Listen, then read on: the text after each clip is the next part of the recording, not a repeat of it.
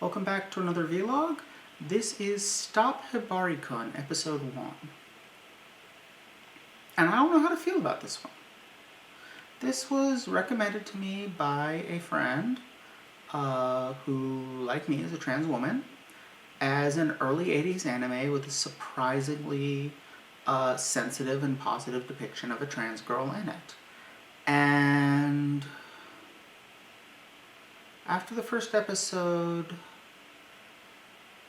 yes-ish? I mean, most of the cast treats Hibari as they use male pronouns for her, though I don't know if that's something done by the subtitlers or if they are using male pronouns in the anime.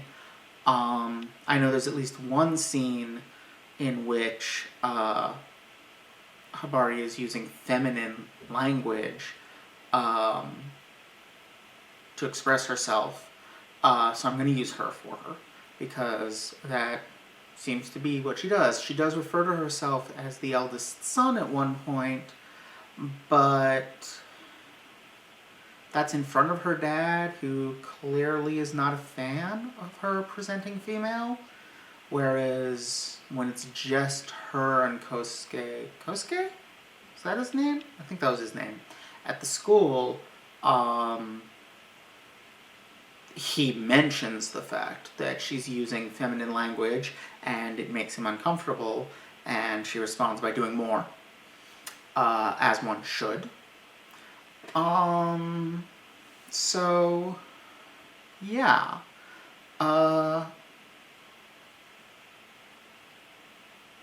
Like I said, most of the characters refer to Hibari as a boy who presents as a girl, but, essentially as a crossdresser. But away from her family, she presents entirely feminine. She is a girl at school, and regarded as a girl by everyone. As near as I can tell, she's completely stealth at school. Which, I hate that term. I really do.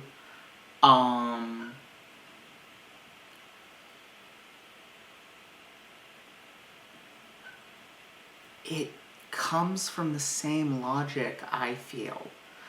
I know it's a lot more common for trans people to use it about ourselves, but I feel like it comes from the same attitudes, ultimately, as the popular anime T-slur.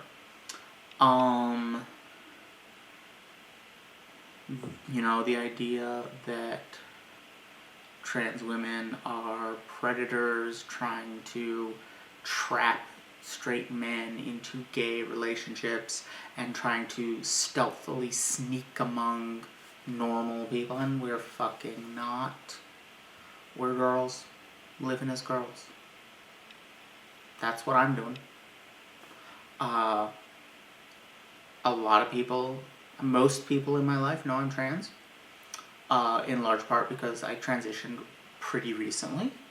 It's only been less than 2 years.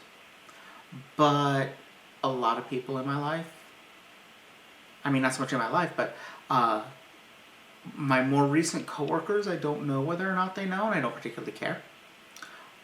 People who started working at the place I work at since I came out of work. I don't know if they know, and I don't really care. And outside, random people on the street,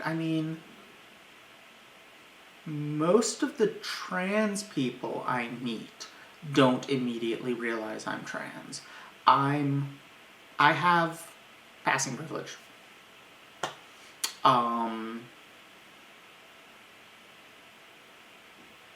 So I don't look very much like a stereotypical trans girl.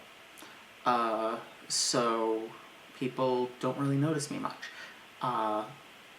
They see the hair and the boobs and the fact that I'm fat, and their brain goes, oh, fat woman, ignore. So I get very little negative attention. And I seem to mostly pass. And that's great and all, but that shouldn't be a requirement, and it shouldn't be a goal. I mean, if it is your goal, okay. That's your goal. But my point is, that probably wasn't the best use of a word for what Hibari-kun is doing, because what Hibari-kun is doing doesn't have any element of stealth to it. She's not pretending anything. She's living as her authentic self, and the anime does seem to depict that. In the course of the first episode, there is not a single joke at her expense about being a girl or being trans. A lot of other people struggle to take care of it, and the show does get some humor out of that. People struggling to understand, especially, is his name Kosuke? Kibosuke? Something like that. Yeah, no, there's not a show description there that says it. So, yeah, something like that. Kosuke or Kibosuke or something like that. Anyway,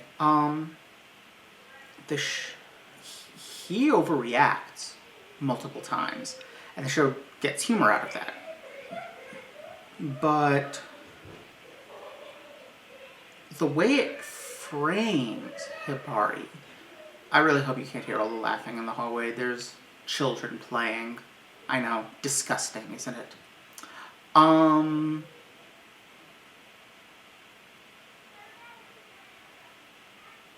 In all honesty, I don't miss much about where I used to live, but I miss living in a building that was full of old people, because that never happened, and you never had late night parties. Anyway,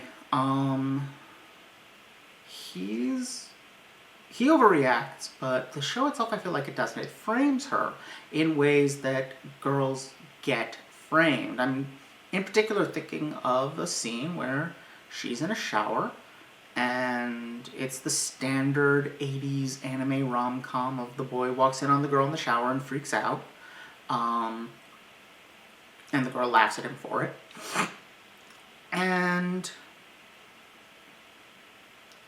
the way the shot is framed and the way the angle is chosen, she appears very feminine.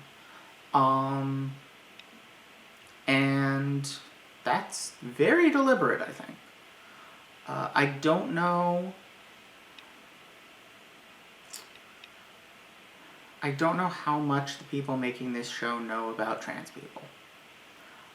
From what I could tell of briefly looking it up, the creators are not themselves trans, and it's early 80s, so odds are they know very little.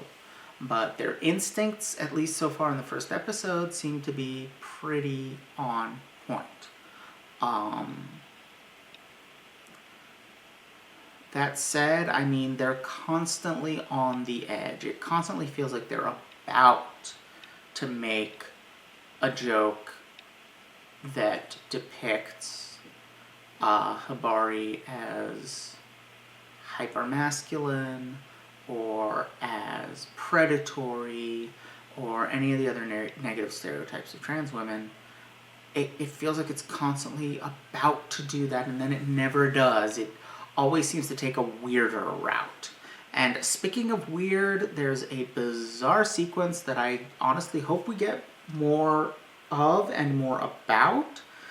About a third of the way through the episode, where Hibari's father, who is a Yakuza, gets drunk and aggravated and has some weird sort of attack where he collapses and hallucinates white alligators coming for him while he sings a weird, sort of half sings, half speaks, a bizarre song. in general, the show has a really weird sense of humor, which I appreciate. It's not going for the easy jokes of the situation. I mean, it does have some standard anime rom-com shenanigans that are, boring old anime rom-com shenanigans. But nothing too obtrusive, and most of the time when it gets into the humor, it's something really weird, like a huge yakuza with a gravelly voice gently, like, nudging. I feel like his name isn't Kosuke, but Kosuke is all that's in my head. Awake, and then offering him a cigarette to start his day with. Weirdness like that, which is far more interesting than the romantic comedy shenanigans going on, which, it's worth noting, Hibari is depicted as being very attractive. All the boys at school are into her. Kosuke is really obviously super attracted to her right from the start. And it's his fragile masculinity getting in the way, telling him that he can't be attracted to, quote, a guy. Fragile masculinity and fragile heterosexuality, but chalk it up to patriarchy. Both are pretty much a product of that. And she's depicted as attractive, but not in that, like, Bugs Bunny in a dress gross way, where it's like the audience can see that the character is not at all attractive. The joke is that it's obviously a male character in a dress and all the men are attracted, and that incongruity is supposed to produce humor. This is not doing that because the show depicts Hibari as a cute girl. It's that very 80s anime, almost like doll-like, low detail art style, but it's still, like, using, again, framing, and just, she's drawn as a cute girl. She's framed the way cute girls get framed in things. The whole show is saying, hey, cute girl. Even while all of the characters in her family, plus Kosuke, are repeatedly misgendering her. It's a weird juxtaposition. But what it is it's problematic in the classical sense, not the Tumblr sense.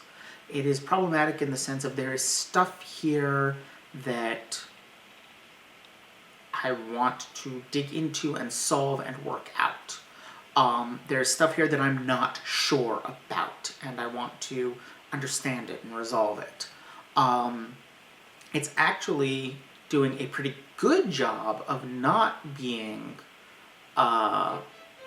problematic, of making her, again, of not making its jokes out of the fact that she's trans, but out of other people's reactions and out of just weirdness happening in other respects. So I'll probably do more of it at some point.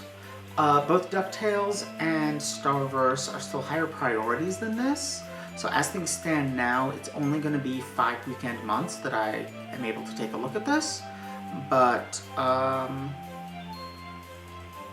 when I can, I'll try to get some in. I think that's about it. Thank you all for watching. Don't forget to like, comment, subscribe. Check out my Patreon for early access to vlogs, essays, let's plays, and more. And I will see you all next time. Bye!